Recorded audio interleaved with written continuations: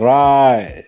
2 May 2022, and I'm joined by my usual guests, Senator Khaliphani Phugeni. How are you, Senator?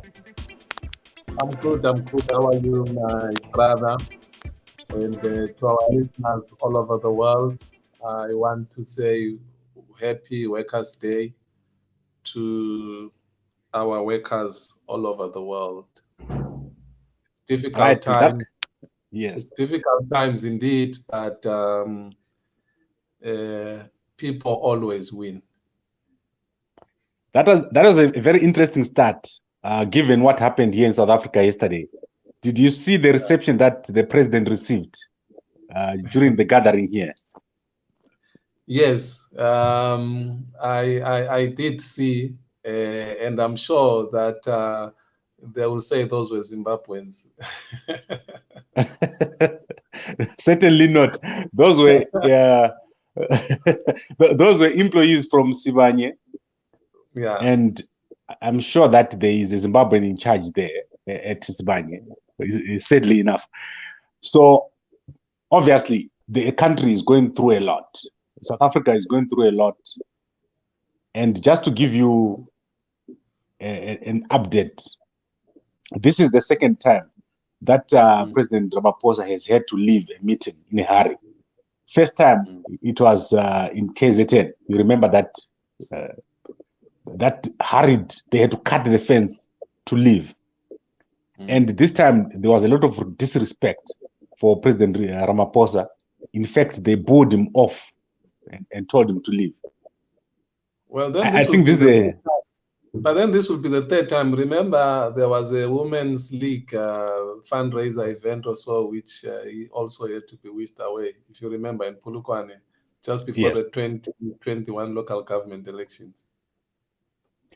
Correct. And I think if you heard what Tony Yengeni said last month, there is a view now that he must not run for a second term. And I wonder what is going to happen if this president is going to go into its second term, or if he's going to be a one-term president. Well, I couldn't care at all. Whatever happens, I think people have a right to take whatever decision. My only issue was with the evil campaign of scapegoating migrants, which culminated in the death of our brother Elvis Nyati. But the rest, it's their choice. That's the politics they played. Remember, this is not the first time. In 2017, they did the same to President Zuma. So I guess the saying is correct, which says what goes around comes around, because then the rumor was that as the deputy, he was eyeing for the seat and immobilized the union workers. And yesterday, it was a huge embarrassment. I can tell you one thing. In 2020, I think, if you remember, here in Zimbabwe, there was a mooted prayer breakfast, which was going to be addressed by HE. I don't know if you remember, in Harare. Yes. And then he didn't pitch up. I can tell you now why he didn't pitch up. It's because his intelligence picked up that NC was also going to be there, and he was going to be embarrassed in some way or form, or they were just going to push for an agenda which he was not amicable to. I think then Pollard had just started, and they wanted to frustrate Pollard by suggesting something different. And he didn't show up in that breakfast because his men had already picked it up. So it was really embarrassing yesterday that a whole president walks into a trap like that and no one picks it up. They are trying to do damage control now by saying the president walks out of Mera. No, he didn't walk out. He was chased. Okay. So I think, Senator, let's quickly go through the developments around Dudula. Dudula has been opening branches across the country. This week, they obviously opened last week Tembisa, this week Northwest, and that follows Pietermaritzburg, one in Durban, and obviously Soweto has been around for a long time. This Dudula is becoming like an octopus. It's now everywhere with branches. The question that I want to, or maybe I want to hear opinion on whether this is the beginning of a political party. Are we seeing a new political party waiting to contest in 2024? Okay, we've always been international, but we now have audience that are not used to our politics. So it's important that I remind people that I don't speak for the government. I don't speak for any one person or an organization. These are just my views. So yeah, don't confuse me for a government spokesperson. And there are people who speak for the government. There are people who represent organizations or whatever. These are just my views. Back to your question. I'll be happy if they try to be a political party. There are things which we know already. We know that they are funded. That we know. We know that there's someone behind them. So what that person wants, we will see. But if they try to be a political party, I think that will be their quickest way to doom, because they will not be able to survive. I looked at that crowd in Rustenburg. There was nothing there. That's not. You can't even call that a crowd. So that explains that this hate which they are trafficking in will not gain traction. Nobody, 2 or 3 bigots that are scattered throughout the country may vote for them, but they lack that political depth. Back to the issue of ideology. If you are going to mobilize people around hate, you are not going to go that far. Okay, Senator, I think you touched on very important issues. So let's unpack them. When Dudula started, it was only about one thing: removing foreigners from the pavements. Now Dudula has spread their work. Let's say work. They also spread their ideology. They've expanded their ideology. This week, in fact, you mean the sewer ideology, referring to the sewer? Okay, I'm going to show you what their ideology is now compared to the past. But on Friday, there was a court interdict. An organization called PRASA had to go and get a court interdict to stop them from coming to their premises because they wanted to go there and repair the railway line so that people of Soweto can use trains to get to work and back. So they've certainly expanded their work. It's no longer about foreigners. It's now bigger. But they always end up with foreigners. Everything they say, it always ends up with the foreigners. But I want to play for you a quick clip so that we can see how they've expanded their ideology. I know you don't like to see Nhlanhla face, but please allow me to just play a quick clip of him speaking. I wish you could block his image and just play the audio. Okay, I'll try next time. Let me play the face with the face now. We will lead what the people want, and that's it. And if it means history must judge us as wrong, it's fine. As long as we did right by our people, we did right by our women and children, we did right by the future of South Africa, we did right by the future of our kids. South Africans, abana space.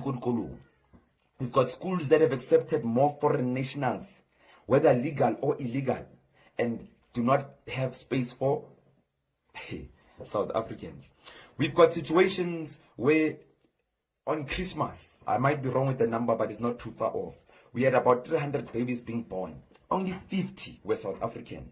The rest were illegal foreigners. We had a situation in Tembisa Hospital. More than 90% of the beds were occupied by illegal foreigners in this time of pandemic. That means if I was to go into an accident around Tembisa Hospital, my chances of dying are extremely high because there's no bed for me, the South African. My closing point is that South Africa might look like as a mooi van ver. South Africa is mooi van ver. South Africa is nie mooi. South Africa is a country that looks beautiful when it's not. Come into our households. Don't look at the buildings that light up at night, but during the day you can see for yourself that this thing is dilapidated. We do not have room. We don't have the resources to share with people as much as they think we have. We are not as rich as they think we are. We're not. We are drowning in the lack of resources. We are drowning in the corruption of government and politicians. We are in a tough situation, and if you are true African, you will stand with us and listen to us as our brothers and sisters from neighboring countries around Africa, and say that to the ones that are doing the wrong things in South Africa, you'll have the balls to say to them, yay. No, you can't do that. But you haven't showed or displayed such courage. Instead, you want to only speak when the woman being raped stands up. When South Africans speak, you want to start and stand up and speak. That is pathetic. That is disgusting.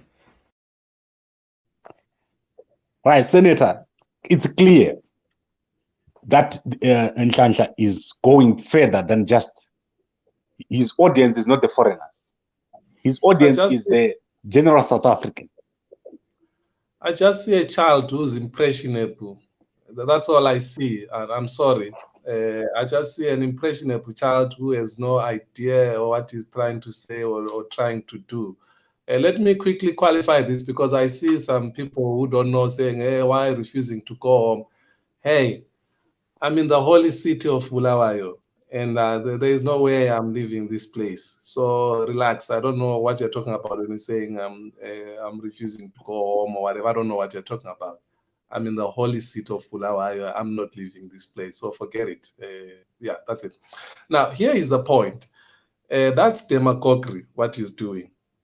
Another term for it is grandstanding. He can do that. I don't know what he's going to achieve. I made a point to you last week that in the first instance is most of the migrants have families there in South Africa. So I really don't know what he's talking about. You are not going to be able to say to a woman, go away, when a woman is married to a South African with South African kids. You are not going to say to a man, go away, when a man is married to a South African with South African kids. That is not going to happen. I'm sure you know that the Concord, I think it was last year, it passed a law that migrant children or children that are born to migrant parents can choose if they want to be South Africans. When they turn 16, they can choose, and then they can go and apply for that. So I don't know what he's trying to play at. He is not going to win. South Africa has a lot of international obligations that it is signed to. By the way, I don't know if you knew this, newsflash. When they were doing the last year for COVID, they did cover people with the Zim permits and the Lesotho permits and all the other SADC countries that got relief through the President Zuma's permits. So they covered them, like South Africans were getting those 350. The ones carrying permits were also given the 350, pursuant to their international obligations. So he is a young man who really has no understanding of what is involving himself into. Issues of governance are way, way deeper than him. Politicking is another thing. But when it comes to the real issues of governance and leadership, you saw what happened yesterday. Okay, what if it's not Nhlanhla who is going to be leading that political party? What if he's just a front? Because you know that when they started Operation Dudula, MK veterans was involved. The Dudula was actually started in Durban by the MK veterans. These were the first people. Yeah. It will fail. Let me draw your attention to what Professor Moyo wrote. Professor Moyo wrote, I think last week, close to weekend or whatever. And in my view, he was really writing from a good point of view, trying to advise his friends, the CC, how to go about it if they really want to take over. And you saw how they attacked him. And he was so generous because he did put his main point. After that, he did go on to justify and make them realize what exactly is he addressing, because I thought his main point was enough. But he understood the people he was trying to communicate with, and he had to really write, I think, 5 or so more to make them understand what he's addressing. Of course, they didn't. They started insulting him. They attacked him. They laughed at him. They just didn't understand what he was telling them. Is that if you are going to lead a mass mobilization, you have to build coalitions. And those coalitions are going to be built around ideologies. If it's not a political party with one ideology, then it's going to be groupings of people centered around certain values and principles. So, and I'm saying to you, it doesn't matter. You can take whoever face you think is important and give it to this grouping. They lack values, they lack principles, the ideology is not there. And that is why it's going to fail. Okay. What if there is no need for ideology? What if the ideology is just to cause chaos? That's why it's going to fail, because there is no way, no one is going to allow a situation. I'm saying to you right now, Kambakwe, as a way of an example right now. If you are married to a South African, just as a way of an example, and you are supposed to be kicked out of the country, do you think the family of your wife, the extended family of your wife, are going to vote for that idea? Of course not. They're not going to vote for that. And even in the event that say they do vote, which I know there is no such thinking around South Africa, but even if say they do vote, there are international obligations which South Africa signed to, and that will stop them dead on their tracks. Okay, so Senator, let's wrap this up. You're saying Dudula is not going to be a political party. If they try to be a political party, they will expose themselves because they do not have the ideology, they do not have the capacity. And then obviously, yes. No. I didn't say they are not going to be a political party. I said I don't know. I said what we know is that they are funded, that we know that we are funded. So we don't know what these people want to do with it. What I know, at least for sure, is that it was going to be used to distract, so that attention from the real issues that are bedeviling South Africa and try and scapegoat migrants. It hasn't worked so well up to now. If anything, it has turned the bad spotlight on South Africa and its human rights and how it treats African migrants. And so whether they want to go ahead and turn it to a political party, I'll actually welcome that, because that will hasten the end of this whole lunacy. Okay, what about these structures? Let's end with the structures. They are forming all these structures and what we call branches. What happens to these branches? Let's say they become a political party or they don't. What will be the impact of these branches? Well, like I'm saying to you, that if we're talking under the preposition that says this thing will culminate into a political party, so this thing will be humiliated in 2024 and it will die its natural death. That is if it survives 2023, which I doubt. Okay, but these are radical people in the communities. Even if they lose, don't you think that there is a recipe for disaster already? For me, even if they don't win the elections, if they become a political party, if they don't contest. No, remember there is money involved here. Somebody is putting his or her money there. The whole issue of money is you exchange it for value. So very soon, like I'm telling you, they'll realize that there's no value here. There is no point in all of this thing. Because like I told you, it's just scapegoating. They don't have a migrant problem in the manner they want to portray it. Right now, I was watching CNN. I don't know if you noticed, there's a South African man who's been arrested in Ohio for killing a person. They didn't specify. So I'm just saying, this whole thing of making migrants the problem, it's nonsense. There is no such a thing. And very soon or later, they'll come to that realization. Yesterday was supposed to be all about migrants, and you saw what the workers were very clear. I told you that this whole campaign is about class struggles. where the ruling elite and the bourgeoisie try to scapegoat the poor, make the poor fight each other. You see, because the migrant is a working class person, like the workers which are being mobilized to turn against other workers simply because they come across the border, from across the border. Okay, very interesting, Senator. And I always appreciate you coming here to talk about various issues. I think we've exhausted the Dudula issue, except if they do something else crazy this week. I think we'll be moving to other topics which are more closer to home. I'm really itching to discuss a lot of things. I really have no time for these people. It's just that I have no control. I don't have my own platform. So I just have to go with whatever you're putting out there. But trust me, I'm tired. I think they are not as important as we giving them so much time. But there's something I want to say, if I may, while we're on this topic. Because I made an observation of HE attending, I think it's Prophet Makandiwa, and them also releasing the bishop to go to the ZCC church, and others confused me for endorsing that. No, I wasn't endorsing that. I'll reserve my view.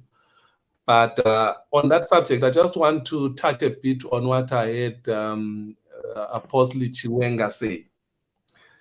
So I tried to write it down so that I don't misquote him. Apostle Chiwenga came across, I think, responding on the xenophobic wave in South Africa, saying most of those Zimbabweans are not asylum seekers in the true sense. They are economic migrants, and they must face the elephant in the room and go back to Zimbabwe and fight. I was a bit disappointed about that comment, especially in view of what had just happened when one of us was burnt to death in such a barbaric manner. So I did not expect a man of the cloth to be that tone deaf, considering that he himself is an asylum. He is outside the country, running away from the ruling a party and the government. So he's outside the country, running away from persecution, and yet he thinks that others don't have the right to run away from whatever difficulties they face. So I agree with him. If he wants Zimbabweans to go and face the elephant in the room, in this case, come and fight this government, he must lead by example. So he must come back. And then I'm sure that a lot of Zimbabweans will follow him and come to Zimbabwe and face this elephant in the room. By the way, even from a spiritual point of view, this issue of being economical migrant is not a strange concept. Because remember, the Prince of God himself, Israel, was an economical migrant in Egypt. That's how the children of Israel ended up being slaves in Egypt, because Israel himself, following the son Joseph, they would become a prime minister, went there, and the whole tribe went there, and they multiplied there. So there is nothing new there about being an economic migrant. You go throughout the Bible, you'll see the children of Israel moving from one post to the other to look for opportunities. But the last one, which really made me comment, was when he tried to do false equivalencies, saying Zimbabweans were also killing migrants when migrants I don't know whether it's before independence or just after independence, when migrants were coming to Zimbabwe for opportunities. No, it's not true. What is true is that his maternal family killed a man from Mozambique because they didn't want to pay him. That makes his maternal family a criminal family. But that does not turn all of us to be criminals or to be a vigilante a grouping of people or state. No. It was my first time to hear that there were people who were killed in this country because there were migrants and people were avoiding paying them. I don't know of such. I really don't know of such. I tried to investigate from people around this side, the southern side, and even from family members and friends. No, there was no such treatment of people. So there's a distinction that I'm trying to make here, that a criminal, a murderous criminal family is different from the country. We are hospitable people. We don't kill people because they are migrants. No, we don't do that. There may be cases here and there of exploitation, but it must not be confused with the barbaric manner in which our brother Elvis Nyati lost his life. Thank you for indulging me, Kambako.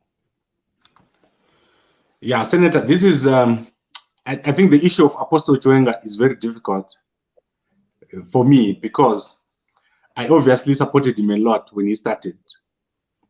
And my views have sort of shifted as time went on in terms of many issues. I've moved from my extreme positions in many, many issues. And I've come to understand a lot of things differently. You can see that I am able to walk freely in Zimbabwe. I've never been harmed. I've never been harassed. I've never been stopped. I've never been asked to do anything when I walk around in Zimbabwe. And I really believe that the government of President Mnangagwa is, many people misunderstand that government. No, yeah, what you're doing now is unfair. You were scared Why? to hell here. And the one who told you to come here, you'll be safe. No one will touch you. If they arrest you, they'll have to arrest me. So now you can't now lecture me on that one. So yeah. Look, I really don't want to almost carry the water for the government. I think they've got enough spokespeople to do that, and I don't want to be confused as a government spokesperson. But what I found disappointing was, considering the context and everything that had happened, I thought it was tone deaf, and him being outside the country, he should have understood that whatever pressure pushed him outside the country, other people have equal pressures or even more pressures that push them outside the country. So to then take your criminal maternal family and then paint the whole country like that, no, we never killed anyone because we didn't want to pay them and because they were migrants. I don't know of any such stories in the south, at least in the southern part. I doubt if it was a popular phenomenon in the eastern side. I really doubt. I think it was an isolated incident between his maternal family and maybe a few people in the same village or even across the country. Yeah. What I was going to say, Senator, is I honestly think that there is the validity in the point that Zimbabweans must start thinking about going home. I think it's valid. I don't think it's normal to have 4 million Zimbabweans in South Africa. No. That is the elephant that people are talking about. You can't have 4 million people here in South Africa. So something must be done there.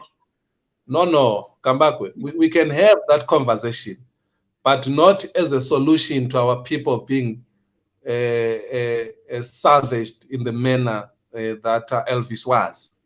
You see, there I give no inch, my friend. I will never allow a conversation that says the way Elvis was treated, the solution is for no. There is no, there is nothing that can justify that type of inhuman treatment of another human being. Never. So you want to have a conversation of people going home. Yes, it's okay. You are talking to a person who is happy in the holy city of Bulawayo, and I wouldn't exchange it for any other place. Make no mistake about it. Now, let me tell you something, and I just want to demonstrate something because people think maybe we're having it good. You know that on the 18th April, HE made something, I think it's for the first time, where he invited councillors, sitting MPs, former MPs, you know, and all those people. First of all, he invited them to the State House here in Bulawayo, and then he invited people to Papa Fields for independence. So I didn't make it for the State House and whatever. And then I decided to go to Papa Fields for the independence. When I get there, of course, I had to find a safer place to leave my car. So I left the car quite a distance. I got there, and I think some gates were closed. And there was one gate that was taking in people who looked like dignitaries. I went there with my card to say to the guys, I'm a member of parliament and expected in there. At least the president has been here the whole weekend. I just need to show up. Sorry, blah, blah, go to that. So they sent me from pillar to post, and there was a time I almost gave up until I bumped to Honorable Chuma. He is Ntumbane Makandeni. So we got to this final gate, which was taking a lot of VIPs, at least that's what I thought. When we get there, a guy in suit who has to be a CIO says to Chuma, after I'd shown him that I'm a member of parliament because I was carrying my parliamentary ID, but he knows Chuma because I think they are neighbors. So he says to Chuma, don't worry, we'll take you in. So Honorable Chuma, it is 8. So obviously we concluded that I'm included in that, don't worry, we'll let you in. So what he then does is, he then communicates with the police who are manning this gate with dogs. He communicates with them that they must only let Chuma in, and Honorable Chuma in, and of course his aide, and no one else. So, so then this policeman says, the instruction I have is to let this one only in. And I'm like, what? So I'm like, my friend, do you realize that he's an MP, I'm an MP, and we are going to the same place, the invitation is the same? He says, no, my instruction is to let this one on, and he's hanging his dog towards me, he's charging towards me with his dog. So I said to him, do you realize what you're about to do? I'm a member of parliament, and you're about to release a dog on me. And at that time, Honorable Chuma refused to go in. He says, no, I can't leave him. He's my colleague. I work with him. So how do I go in and leave him outside? Now, the point I'm making is this, Kambakwe, is that there are difficulties right across for different people, different experiences. But we cannot elevate our challenge and minimize other people's challenges, you see, because I'm telling you, you are about to see on newspaper or somewhere a member of parliament mauled by a police dog for coming to respond to the president's call. And in the meantime, the president inside there, he is preaching about no one and no place left behind. While he's outside there, a member of parliament is about to be mauled by a dog. But I'm just saying, I can't elevate this experience and say to others, no, no, no, no, no, come, we're all going through difficult times. No, there are difficulties, there are pressures that are making people respond to challenges in the manner which they are doing. At the right time, when people, it's okay for them to come back home, they will come back home. You've been outside, I think, for close to 10 years, if not more. You feel the pressure now that you must come back home. But do not minimize, do not play down the pressures that drove others to go out. Okay, Senator, I think this topic, we have to handle it. You are the right person to handle this. I've tried to talk to other people about this, and I know you go deeper into this, the role that our government must play. I know you've talked about Dudula and the South African government. But I think that our government has a role to play. In that bit that you said, people will eventually come back home. Because I don't see a reason why people are here, especially half of the people that are here, who don't actually work, who don't have any particular skill or a reason to be here. When there's land in Zimbabwe, when there's homes in Zimbabwe, there must obviously be a part that our government must play. And I know we have said a long time, we've already bet fail. So maybe let's put this for another time and say what role should our government play? Yeah, let's put this for our Saturday conversation. I will play the devil's advocate. So I want you to know that I will play the devil's advocate on behalf of the people out there. You also do your research to try and make the case. But I want, as we depart, for people to be alive to this. I want them to come and register to vote and vote. What I'm not for is to minimize, simple because your situation is now better, and then you think that everyone else just has to come and pretend that all is kumbaya. Okay, before you go, Yeah. Hope was God's. What do you say about that?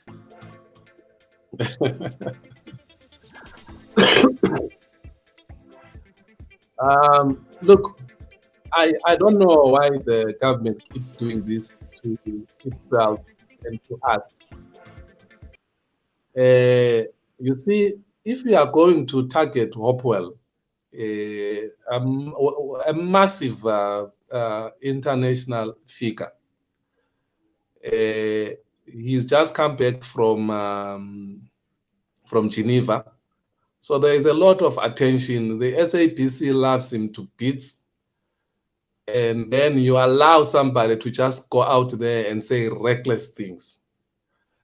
And then even when the information director was given a chance, I think over the weekend by the SAPC, he refused to condemn the inflammatory and provocative actions by the National Executive Youth leader of the ruling party.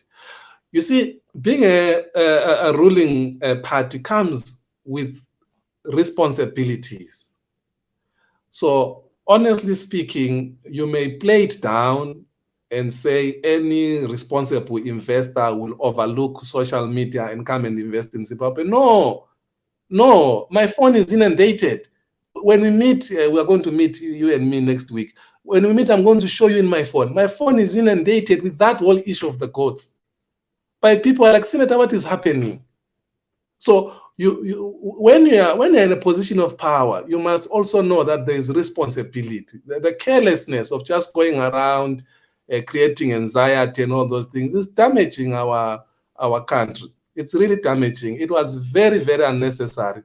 They didn't need to take that route. If they are angry with what he did in Geneva, let's deal with that. But to start doing that with the goats, there are many people who are worried to say, like, for example, after we started this Dudula thing, there were many Ethiopians and other people I was talking to saying, come to Zimbabwe, you'll be safe, no one is going to kill you or burn you and whatsoever. And they were like, but Senator, this? So what is this now? You know, but anyway, that's my 2 cents worth. You know, because of Hopewell's views, especially of many leaders from this region, he's not my favorite person, you know that. But on this one, it was extremely unfair what they did. It was uncalled for, and they didn't need to put him through that anxiety. His workers, even the country, we didn't need this. You know, Senator, I Hopo just makes me laugh. I don't. I think he takes himself a bit too seriously. And I wanted those. I thought the ZANU-PF guys, the youths, they were going to be radical enough to go to his house, take one goat and kill it and roast it. You know, No, that's what I really thought they were going to do. But why? But why? How did you feel when the Triple C, when it was still Alliance there in South Africa, they were chasing you with your cameras? I mean, that looks scary.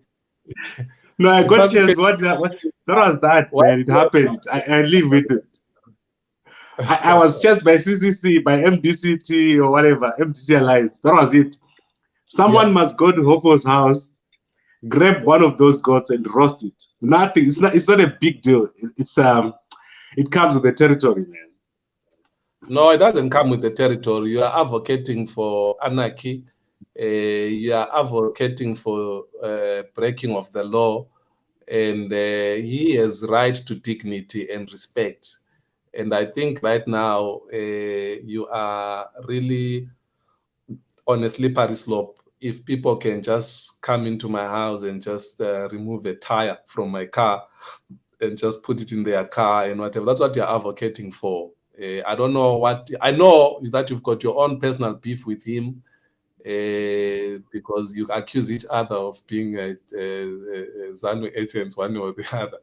But I don't think you must publicly advocate for the injustice and the inhumane manner they did him last week. Okay, no, this has been great, Senator. And the last part was obviously a joke on my part. So I was laughing, like I couldn't contain my laughter.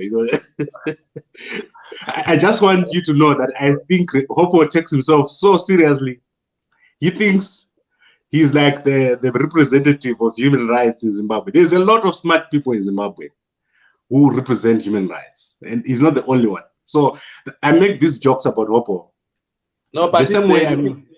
But if your ZANU boys need a goat to rest, I can offer them. Please leave Hopo's goats alone. I have a goat that I can offer. And by the way, I do think he's got a role to play. I have problems with people who get very angry with him and whatsoever. I think the best way to do is to prove him wrong. So he has done a speech in Geneva. He has made statements which we are refuting. So the best way to refute is to then bring the evidence and say, no, there is not only one maternity theater working in Zimbabwe. Here are 7 of them. They're in that place and that place and that place. If you can't do that, honestly speaking, then you are being illogical, and maybe he must be taken serious. So Senator, let me deal with the issue of cancer. Yeah. The cancer unit at Parrenyatwa, I unfortunately had the unfortunate need to go there. So I spent about 3 months visiting that cancer unit because my mother was very, very sick with cancer. And I can tell you, a lot of people get treatment, free treatment at Parrenyatwa. There's a cancer unit. It's a small unit outside the main hospital. And I'm not talking about something I don't know. That unit is one of the best. In fact, people come from outside the country to get treatment there. And we had to move my mother from here, South Africa, to go to Zimbabwe to get treatment because the queue here in South Africa for dialysis and for cancer treatment is very high. I invite you to go there, even tomorrow. That's exactly the good thing that I'm saying you must do. You don't rebut him by insulting him, threatening to take away his goats. You rebut him by doing exactly that. I also have a story to tell. Someone who was almost dead in South Africa because of TB, and they came this side and we were all shocked. So there is no two ways about it. But I'm simply saying, you don't return what you perceive evil with evil. So you rebut him by facts. And I'm waiting, please, Kambakwe. His major claim was that there is only one maternity theater. There are 2 in Harare. One of it is not working, only one is working. Rebut that by saying, no, you're wrong. There's a theater there and there, it's working, and they're there and there and there and there. No, they mustn't rebut him because Hopo is openly lying. He's openly lying. That is the fact. Because he knows this thing. Hopo is a journalist. The government mustn't do his work. He must go in Harare and find out how many cancer machines are there. It doesn't take the government to rebut. That is what I'm saying. It's unfair for him to say what he's saying now. Not government. Yeah. You are angry with Hopewell and many other people who are saying he just likes attention. And I'm saying, remember, this whole thing started on the goats. And I'm saying, instead of threatening his goats, let's expose him. That's the point I'm making. If you can't expose him, then he's telling the truth. That's the point I'm making. So let's expose him and say, no, he is lying. There are actually more than one theater working. And it's there and there and there and there. That's all I'm asking for. Okay.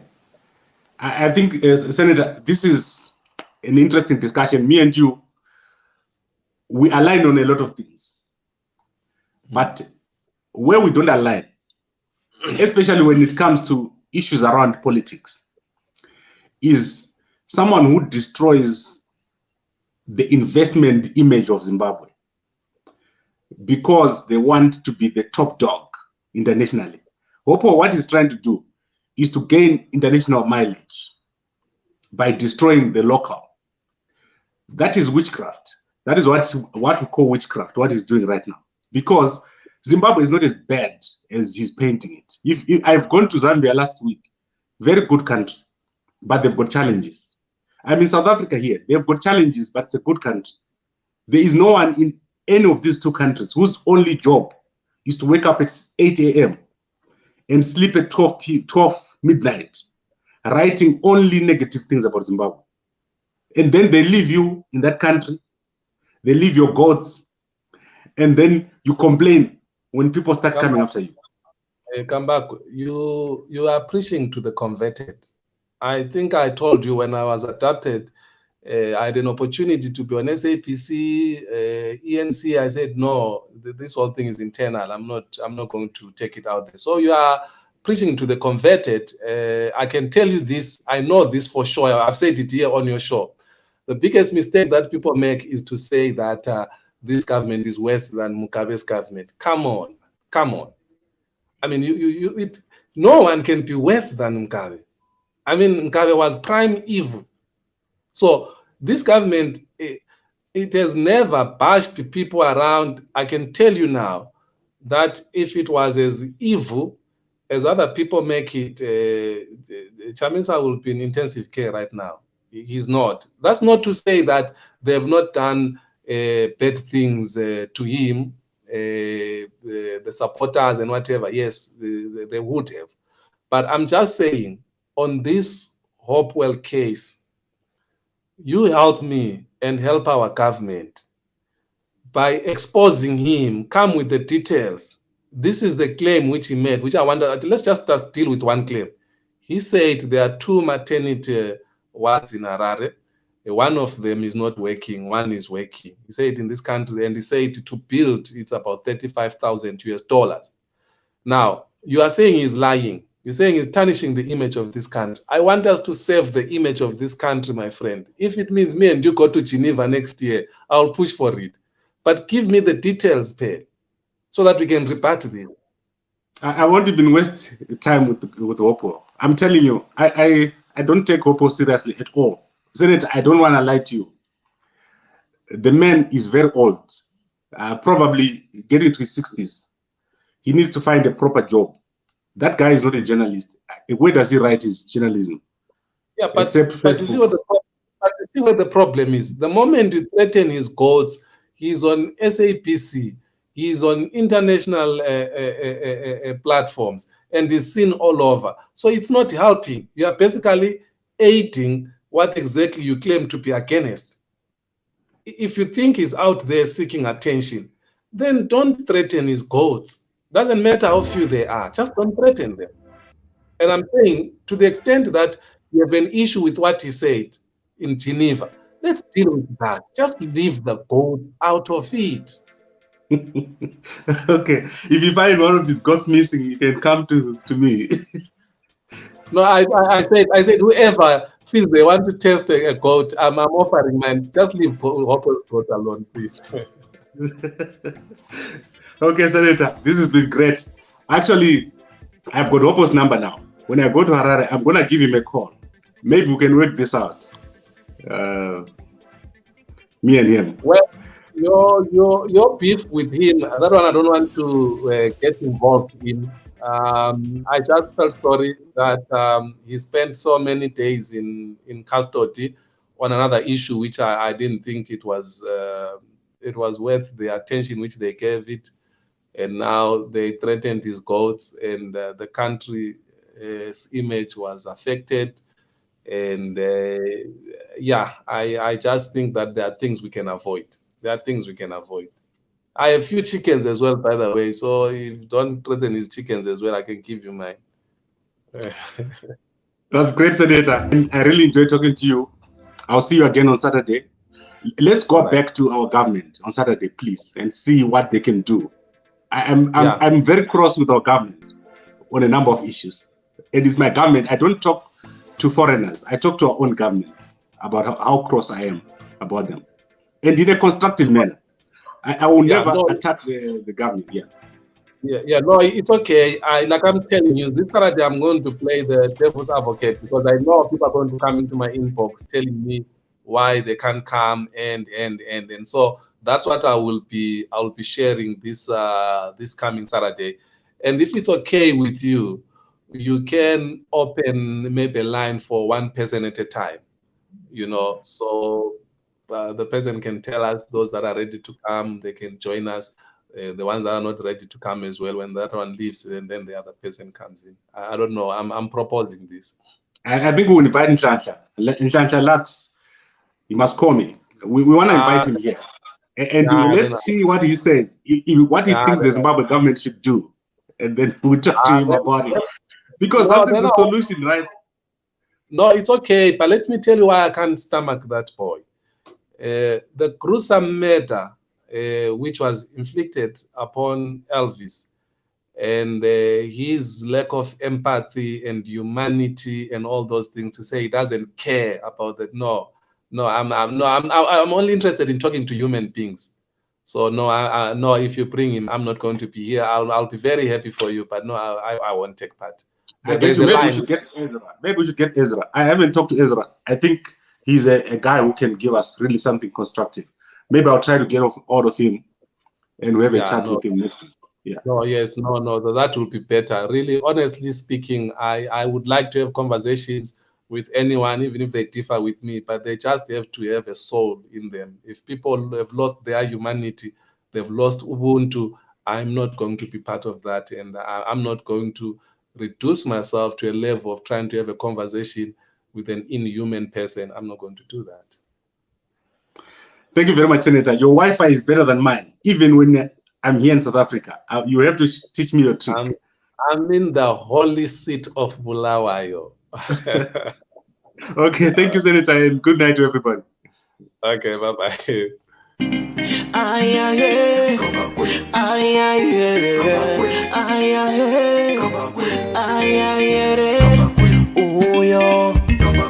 Uko kuno apo